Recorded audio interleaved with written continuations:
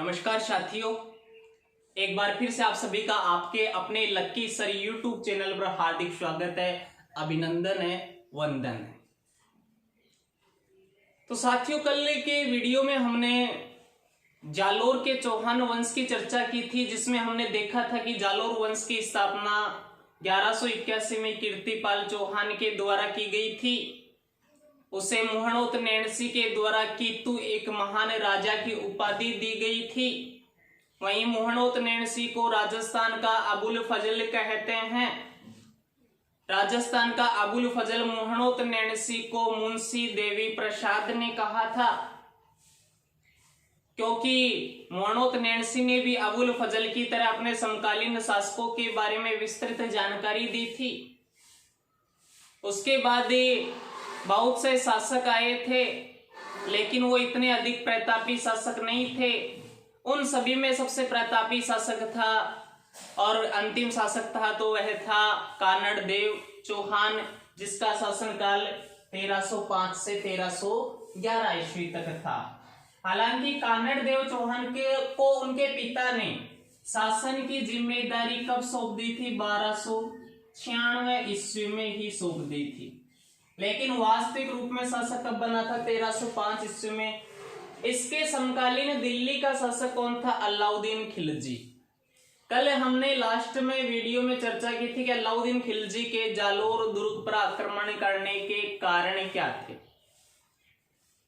देखो, कई कारण है, लेकिन दो कारण मुख्य माने जाते हैं। जैसे मान लीजिए ये हमारा क्या है?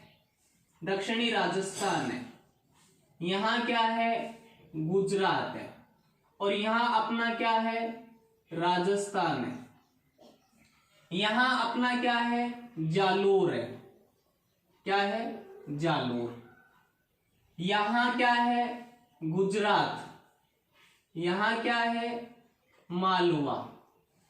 तो देखो, एक बार ये कहा जाता है कि 1299 ईस्वी में, चलो मैं यहां पे बना देता हूं, अपना ये गुजरात रहा, ठीक है, यहां मालवा आ गया।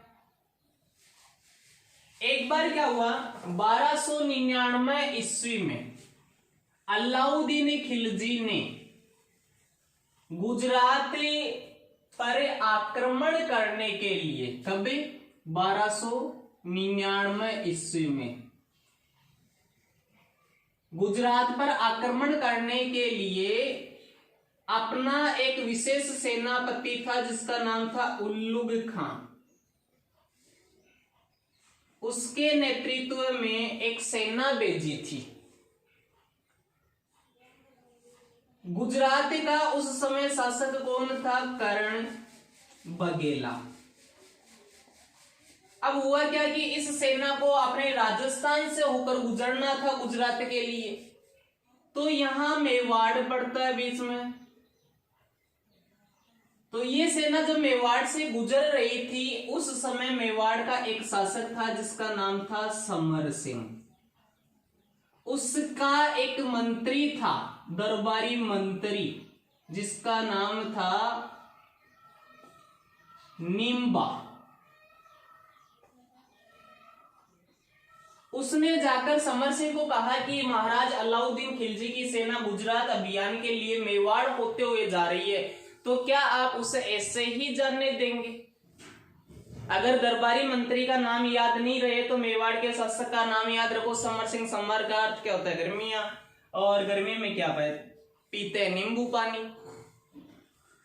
तो निम्बा के कहने पर समर सिंह ने अलाउद्दीन खिलजी की सेना को मेवाड़ में रोक लिया, उसे जाने नहीं दिया, उसके साथ युद्ध किया, और अंत में कर वसूलने के बाद ही, क्या वसूलने के बाद? कर, यानी टैक्स वसूलने के बाद ही समर सिंह ने मेवाड़ से अलाउद्दीन खिलजी की सेना को आगे गुजरात के लिए जाने दिया गया। और जब यह सेना गुजरात पहुंची तो वहां पर हुए युद्ध में कर्ण बघेला की क्या हो गई? हार हो गई। यानी अलाउद्दीन खिलजी की सेना के साथ हुए युद्ध में किसकी हार हुई? गुजरात के शासक कर्ण बघेला की। कर्ण बघेला को पराजित करने के बाद उल्लुग खां के नेतृत्व में इस शाही सेना ने, शाही सेना किसकी सेना को कहा गया है? अलाउद्दीन की सेना को। इस शाही सेना ने यहाँ पर एक मंदिर है जिसका नाम है सोमनाथ का मंदिर, उस मंदिर को खूब लूटा। आपको याद हो तो महमूद गजनवी जिसने भारत पर 17 आक्रमण किए थे, उनमें से 16वां आक्रमण उसका सबसे अधिक प्रसिद्ध है, जो गुजरात के सोमनाथ मंदिर पर ही किया गया था, उसे काफी लूटा गया था। तो इस सेना ने भी सोमनाथ मंदिर को खूब लूटा और ये कहा जाता है कि यहाँ सोमनाथ मंदिर की जो मूर्ति थी उसको खंडित करके अपने साथ ले गई। अब ये सेना क्या करती है? वापस मेवाड़ होते हुए नहीं जाती, क्योंकि इसको पता है कि वापस मेवाड़ होते हुए जाएंगे तो वही समर सिंह बैठा है, फिर से कर वसूलेगा, फिर से हमें नहीं जाने देगा। तो इस सेना ने अपना मार्ग बदल लिया और ये सेना अब किधर से होती हुई जाती है? जालोर से होती हुई जाती है। उस समय जालोर का शासक कौन है? कानड़ देव चौहान।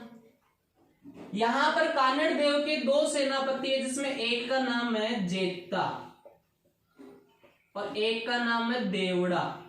इन दोनों ने इस सेना को रोक लिया और उन पर आक्रमण कर दिया और उनके पास जितना भी धन था वह लूट लिया।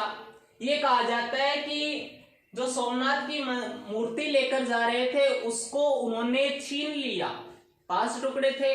फिर ये कहा जाता है कि कानड़ देव चौहान ने उन्हें मूर्तियों के टुकड़ों को 5 मंदिरों में स्थापित करवाया था। कुछ इतिहासकार ये कहते हैं कि उन्हें पुनः गुजरात सोमनाथ मंदिर में भिजवा दिया गया। लेकिन आपको तो इतना ध्यान रखना है कि उसके सेनापति जेता और देवड़ा ने पुनः जालोर में लूट लिया था। तो उल्लुग खां उदास मन से कहां गया? अलाउद्दीन के पास गया और कहा कि मारसाद तो आ गई कि हमें तो लूट लिया गया। कि क्या कर लिया गया? लूट लिया गया। किसके अनुसार बताया गया? ये बताया गया है कानड़ देव प्रबंध के अनुसार, जिसका लेखक कौन था? पद्मनाभ। कौन था? पद्मनाभ। कानड़ देव प्रबंध नामक ग्रंथ में ये बताया गया है कि गुजरात अभियान से वापस लौटती हुई सेना से धन लूटने के कारण अलाउद्दीन खिलजी नाराज हो गया था, इसलिए उसने जालोर पर आक्रमण करने का फैसला कर लिया था। इधर मेवाड़ भी उसकी आंखों की किरकिरी बन चुका है, उसकी आंखों में रड़कने लग चुका है।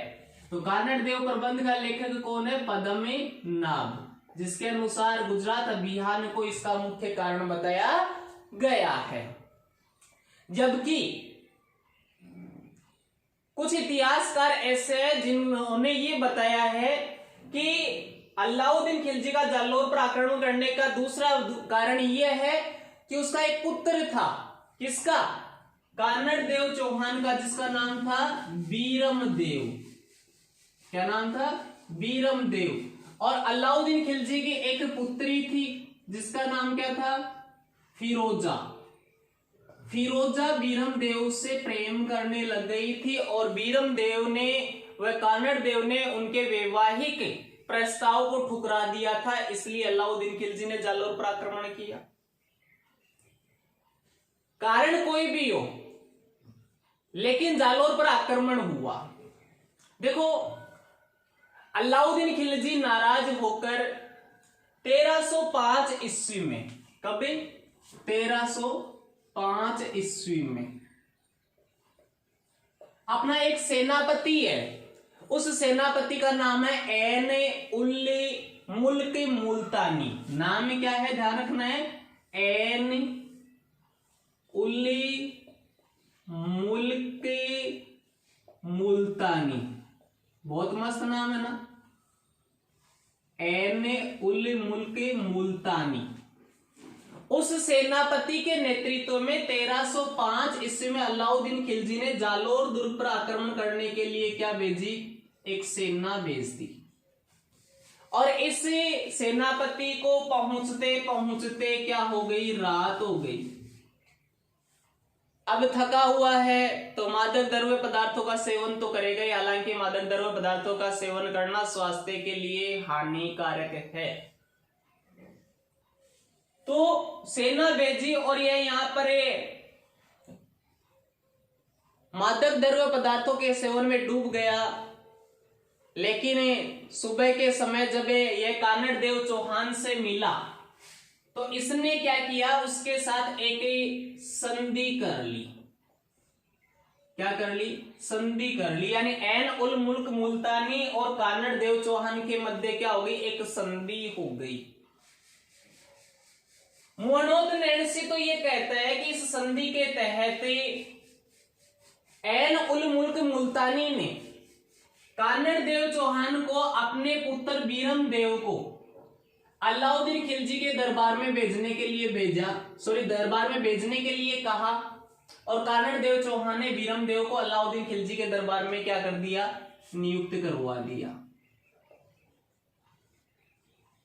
किसके अनुसार? मुहणोती नैणसी के अनुसार। लेकिन एक इतिहासकार है जिसका नाम है फरिश्ता, उसने ये कहा था कि बीरम देव को नहीं भेजा गया, कानड़ देव स्वयं अलाउद्दीन खिलजी के दरबार में गया था। कब की बात है? 1305 की। और ये कहा जाता है कि अलाउद्दीन खिलजी ने कानड़ देव चौहान के बारे में दिल्ली में कुछ धर्म विरोधी बात की थी, विशेषकर हिंदू धर्म के विरोध में। उसने ये भी कहा था कि राजपूताना का कोई भी शासक नहीं है जो मुझसे टक्कर ले सके, और ये बात कानड़ देव चौहान को चुभ गई और उसने क्या किया, उसने अलाउद्दीन खिलजी को चेतावनी दी, बोला अभी तो मैं बैठा हूं, और वापस से जालोर आ गया। लेकिन हमें यहाँ चर्चा किसकी करनी है? बीरम देव की। किसके अनुसार? मुअनोती नैणसी के अनुसार, क्योंकि उसने बीरम देव और फिरोजा के मध्य जो प्रेम संबंध है उसको स्वीकार किया है, उसके कारण को स्वीकार किया है कि बीरम देव के द्वारा उसके प्रस्ताव को ठुकराने के कारण अलाउद्दीन खिलजी ने जालोर पर आक्रमण करने का फैसला किया था। देखो, बीरम देव कहां जाता है? अलाउद्दीन खिलजी के दरबार में जाता है। अब जैसे मान लो ये दरबार है, उसमें जाने का रास्ता कहाँ है? ये है। अब यहाँ कौन बैठा है? अलाउद्दीन खिलजी बैठा है। यहाँ कौन बैठी है? फिरोजा बैठी है। यहाँ कौन है? अलाउद्दीन खिलजी। यहाँ दरबारी मंत्री बैठे हैं, उसकी रानियां वगैरह बैठी। अब इधर से जो भी जाएगा सबकी नजर किस पर पड़ेगी? इस पर पड़ेगी। तो जैसे बीरम देव गया तो फिरोजा की नजर किस पर पड़ी? बीरम देव पर, जिसकी हाइट 7 फीट थी, कमर में कटार थी, दूसरी कमर में तलवार थी, आंखों में सूरमा लगा हुआ था। तो जैसे फिरोजा और बीरम देव दोनों की आंखें मिली तो फिरोजा को बीरम देव से क्या हो गया? प्रेम हो गया। क्या हो गया? प्रेम हो गया। यूं तो साथ देने को हजारों हाथ और है, पर तू जो संग में रहे तेरी बात कुछ और है। लाख जतन कर जगाया अरमा तेरे सो गए, तुम हमारे हो न सके हम तुम्हारे हो गए। जैसे चांद को सदा निहारता चकोर है, पर तू जो संग में रहे तेरी बात कुछ और है। प्यार अगर उधार हो तो अरे कौन पूरा कर सका, अरे मूल की तो बात छोड़ ब्याज भी न भर सका। मेरा दिल दिवालिया दिवालिया तेरा सुध खोर है, पर तू जो संग में रहे तेरी बात कुछ और है। तो फिरोजा को बीरम देव से क्या हो गया? प्रेम हो गया। और ये प्रेम होने के बाद फिरोजा ने बीरम देव से शादी की बात की कि मैं तुमसे शादी करना चाहती हूं, लेकिन बीरम देव ने शादी करने से मना कर दिया। बोले नहीं, तेरे तो परिवार का बैकग्राउंड ही खराब है। बोले कैसे? बोले तेरी माँ को देख। अलाउद्दीन खिलजी की बेगम कौन थी? चिमना, जिसको किससे प्रेम हो गया था? मीर मोहम्मद शाह से। तेरे पिता को देख, जो दूसरों की औरतों के पीछे भागता रहता है। देखो, अलाउद्दीन खिलजी पद्मिनी के पीछे गया था और पानी में उसकी तस्वीर देखकर कहा कि वाह सुभान अल्लाह, क्या नूर है, क्या सुंदरता है। और अब तुम्हें देख लो, यानी तुम्हारे परिवार का बैकग्राउंड अच्छा नहीं है, मुझे शादी नहीं करनी। ये सब कहने की बात है, मैं आपको केवल मनोरंजन के लिए बता रहा हूं। लेकिन बीरम देव ने कहा कि मुझे सोचने का वक्त चाहिए। उधर फिरोजा अपने पिता अलाउद्दीन खिलजी को कहती है कि मैं शादी करूंगी तो बीरमदेव से ही शादी करूंगी। अलाउद्दीन खिलजी भी बीरमदेव को बुलाता और कहता है कि तुझे सुबह तक का समय दिया जाता है और तुझे सुबह तक के जवाब देना होगा और जवाब भी तुम्हारा हाँ में ही होना चाहिए। बीरमदेव चिंतित हो गया कि चोखा फंस जा रहा है। तभी बीरमदेव पूरी रात सोचता रहा और जब घोर अंधेरा हो गया, आधी से अधिक रात बीत गई, तब बीरमदेव ने मौके का फायदा उठाया और कहाँ आ गया, जालोर आ गया। कुछ कहते हैं कि कानड़देव चौहान के पास बीरमदेव ने संदेश भिजवाया कि ऐसी घटना घटित हो रही है। तब कानड़देव चौहान ने कहा था कि तुझे वहां प्रेम संबंध स्थापित करने के लिए भेजा था क्या, वापस आ जा। और कानड़देव चौहान ने उसे वापस बुलवा लिया था। तब अलाउद्दीन खिलजी ने कानड़देव चौहान के पास रिश्ता भेजा, किसका, फिरोजा का। लेकिन कानड़देव चौहान और बीरमदेव दोनों ने ही अलाउद्दीन खिलजी के द्वारा भेजे गए इस वैवाहिक प्रस्ताव को ठुकरा दिया, जिससे नाराज कौन हो गया, अलाउद्दीन खिलजी नाराज हो गया। इसलिए उसने जालोर दुर्ग पर आक्रमण करने का फैसला कर लिया था। ध्यान रखना है, दो कारण, गुजरात अभियान, दूसरा वैवाहिक संबंधों को ठुकराना। समय आता है 308 ईस्वी का। कब का, 308 ईस्वी का। तो आपके इस समय तक याद रहनी चाहिए कि कानड़देव का लेखक कौन था, पद्मनाभ। अलाउद्दीन खिलजी ने गुजरात पर आक्रमण किया, उसमें गुजरात का शासक कौन था, कर्ण बघेला। कर्ण बघेला को पराजित करने के बाद कौन से मंदिर को लूटा था, सोमनाथ मंदिर को। उसके बाद वह सेना कहां से होती हुई गई, जालोर से होती हुई। जालोर में कानड़देव चौहान के कौन कौन से दो सेनापतियों ने अलाउद्दीन खिलजी की सेना को लूटा था, जेता और देवड़ा ने। उसके बाद ही उस समय जब सेना वापस गुजरात आ रही थी पहली बार, तब उस समय मेवाड़ का शासक कौन था, समर सिंह। समर सिंह के दरबारी मंत्री का नाम क्या था, निम्बा। क्या नाम था, निम्बा। उसके बाद 1299 ईस्वी में अलाउद्दीन खिलजी ने जालोर पर आक्रमण करने के लिए किसके नेतृत्व में सेना भेजी थी, एन उल मुल्क मुल्तानी के नेतृत्व में। बीरमदेव से किसको प्रेम हो गया था, अलाउद्दीन खिलजी की पुत्री फिरोजा को। अब ध्यान रखते हैं कब की चर्चा करनी है हमें, 1308 ईस्वी की। ये कौन सा दुर्ग है, जालोर दुर्ग है। शासक कौन है, कानड़देव चौहान। कौन है, कानड़देव चौहान। दिल्ली का शासक कौन है, अलाउद्दीन खिलजी। समय आपको पता ही है, 1305 ईस्वी से 1311 ईस्वी तक, 1296 से 1316 ईस्वी तक। देखो कई बार मैं आपको बता चुका हूं कि हर दुर्ग से पहले एक क्या होती थी, छोटा दुर्ग बनाया जाता था, जिसे उस दुर्ग की क्या कहते थे, कुंजी कहते थे। ये कौन सा दुर्ग हो गया सर, ये जालोर दुर्ग हो गया। और इस दुर्ग तक पहुंचने का एक ही मार्ग है, कौन सा है, ये। और इस दुर्ग में एक पहुंचने के लिए एक दुर्ग को और जीतना पड़ता था, उस दुर्ग का नाम क्या था, शिवाना दुर्ग। अब देखो यहाँ एक तो दुर्ग कौन सा है, जालोर, और दूसरा दुर्ग कौन सा है, शिवाना दुर्ग। कौन सा है, शिवाना दुर्ग। रणथंभौर दुर्ग की कुंजी किसे कहा गया था, जाहिन दुर्ग को। और यहां जालोर दुर्ग की कुंजी किसको कहा गया है, शिवाना दुर्ग को।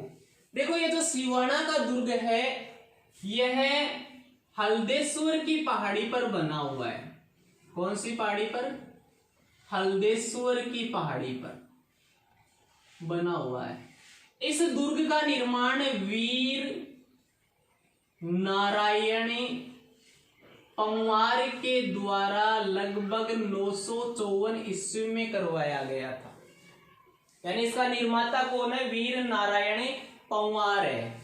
शिवाना वैसे कहां है, बाड़मेर में। कहां है, बाड़मेर में, ध्यान रखना है। शिवाना दुर्ग कौन सी पहाड़ी पर है, हल्देश्वर की पहाड़ी पर। इस दुर्ग का निर्माण किसने करवाया? वीर नारायण पौवार ने। सिवाना दुर्ग कहाँ है? बाड़मेर में। कहाँ है? बाड़मेर में। देखो, जालोर का शासक कानड़ देव चौहान, और इस समय सिवाना दुर्ग का जो प्रशासक था वह था शीतल देव। कौन था? शीतल देव, जिसका एक पुत्र था, पुत्र का नाम था सोम, और इसका जो सेनापति था उसका नाम था भावले पंवार। क्या नाम था? भावले पंवार। देखो, सिवाना दुर्ग से संबंधित कुछ महत्वपूर्ण बातें बता देता हूं मैं आपको। अलाउद्दीन खिलजी जालोर दुर्ग से पहले सिवाना दुर्ग को जीतना चाहता है, क्योंकि ये उसकी कुंजी है, चाबी है। जब तक चाबी नहीं मिलेगी तब तक ताले को नहीं खोला जा सकता है। इसलिए सिवाना दुर्ग को जीतना चाहता है। क्यों? क्योंकि सिवाना दुर्ग को जीतने के बाद एक कानड़ देव चौहान की आदि शक्ति कमजोर हो जाएगी, कम हो जाएगी। सिवाना दुर्ग उसको कई नामों से जाना जाता है। जैसे पहला तो मैंने बता दिया, सिवाना दुर्ग को जालोर दुर्ग की क्या कहते हैं? कुंजी कहते हैं। दूसरा, सिवाना दुर्ग को मारवाड़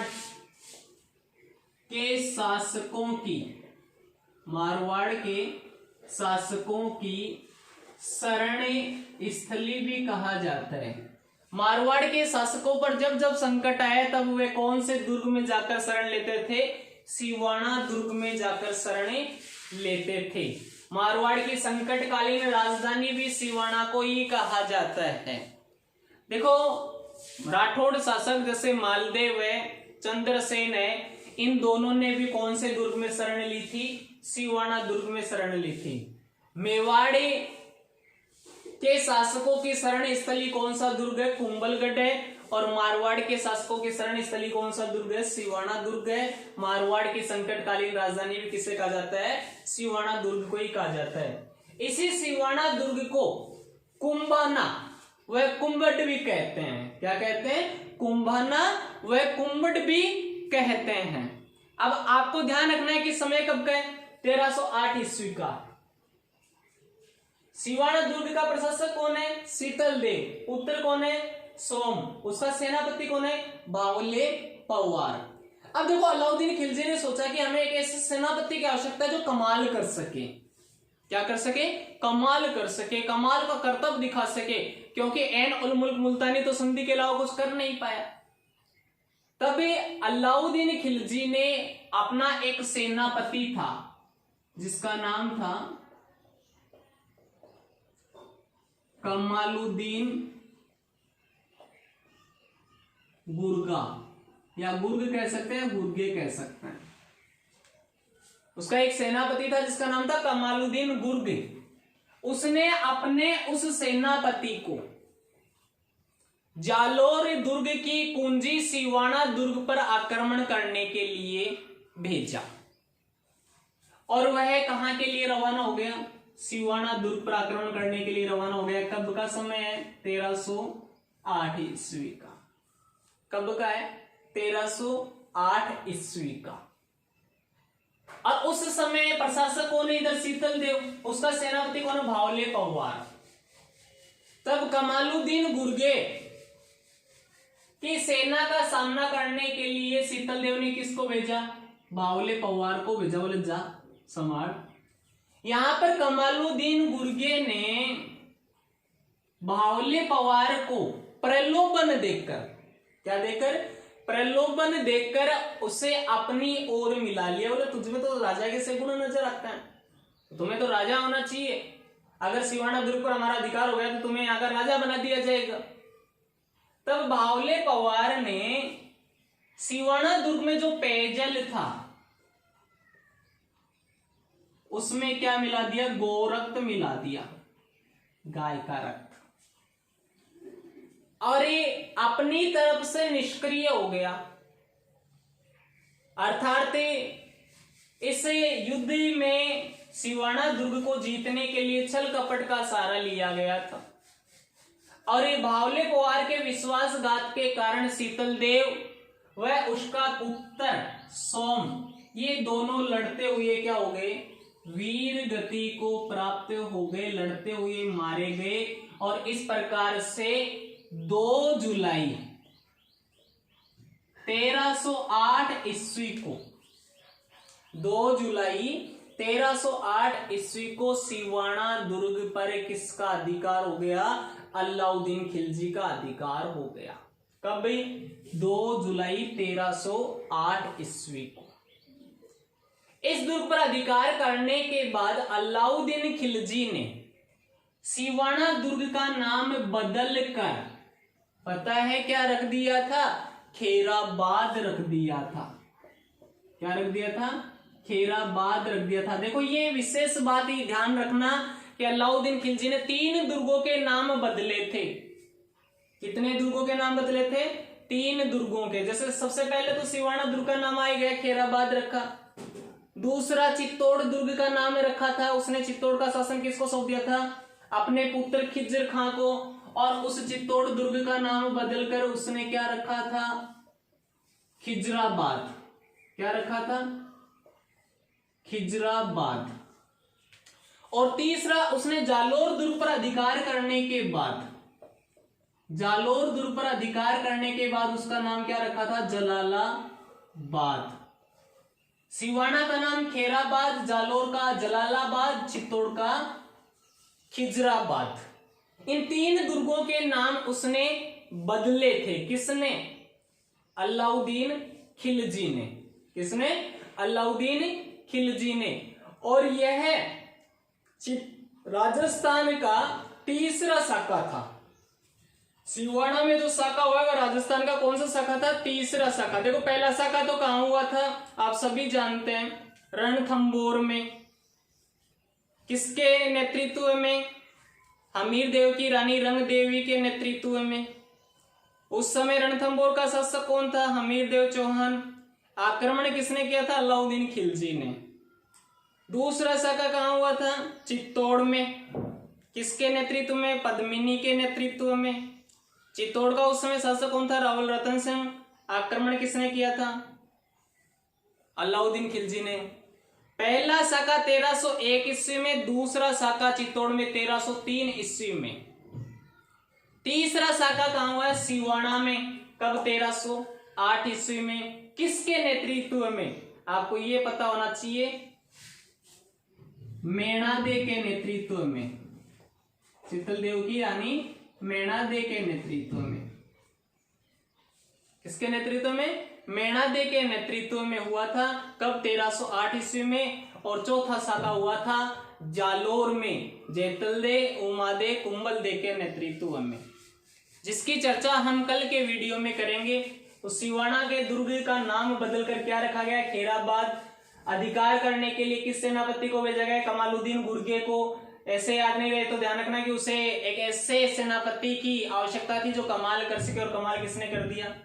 कमालुद्दीन गुर्गे ने। एक चुटकुला भी चलता है कि एक बार एक कमाल नामक व्यक्ति की औरत ट्रेन में गई, कुछ चोरों ने वहां एक महिला की चेन तोड़ ली, और चेन तोड़ने के बाद जब वो भागने लगे तो उसी कमाल की पत्नी ने क्या किया? अपने पैरों से चोर को गिरा दिया और उसकी खूब धुलाई की और चेन को छीन लिया।